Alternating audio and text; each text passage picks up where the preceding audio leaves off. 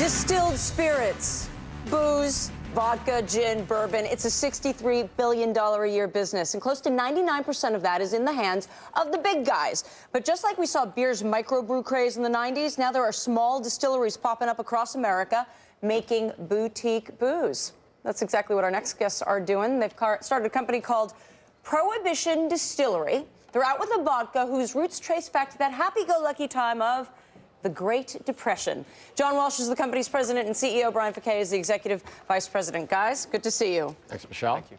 The Great Depression, nostalgia of the Great Depression, that's your marketing aim here when you launch this? Is that going to work?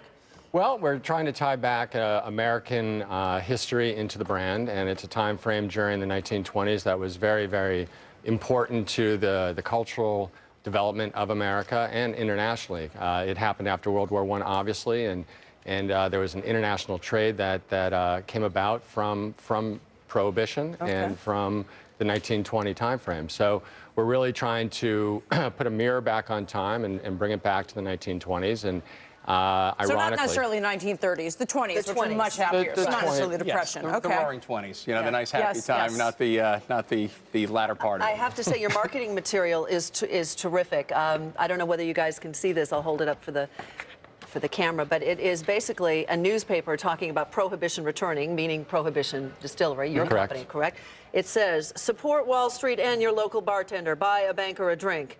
These days, bankers could use a drink. I mean, it's a difficult time, certainly. But you put a lot of thought, obviously, into the bottle. You have the Depression-era color in the bottle.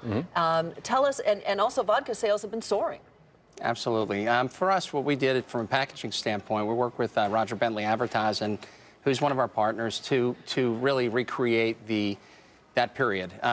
You know, our tie-in with it is, of course, the color, the label is actually a prescription label for medicinal alcohol during Prohibition.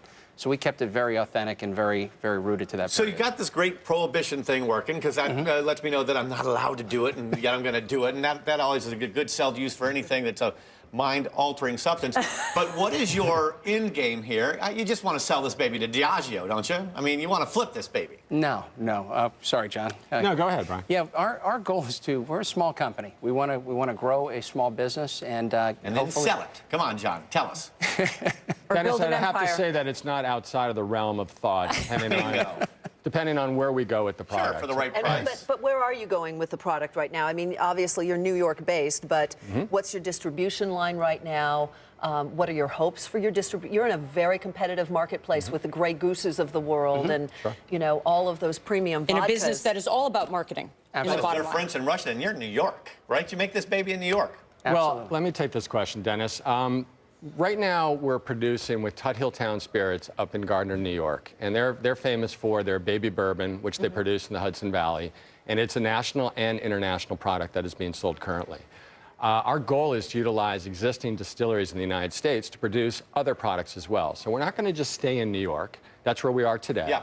But we have goals on using the existing infrastructure that is currently out in the United States now to produce other products like gin or Kentucky bourbons or Bathtub other gin, coming right up. All right. Thank you so much for being with us. Good luck. What is one of these retail for? $26. $26. So right in the realm of the average vodka. Exactly. Yeah. Yep. Yeah. Good luck. Thank you, guys. Very clever. Thank you for your Not that time. I buy that much of it. Yeah, how did you know that?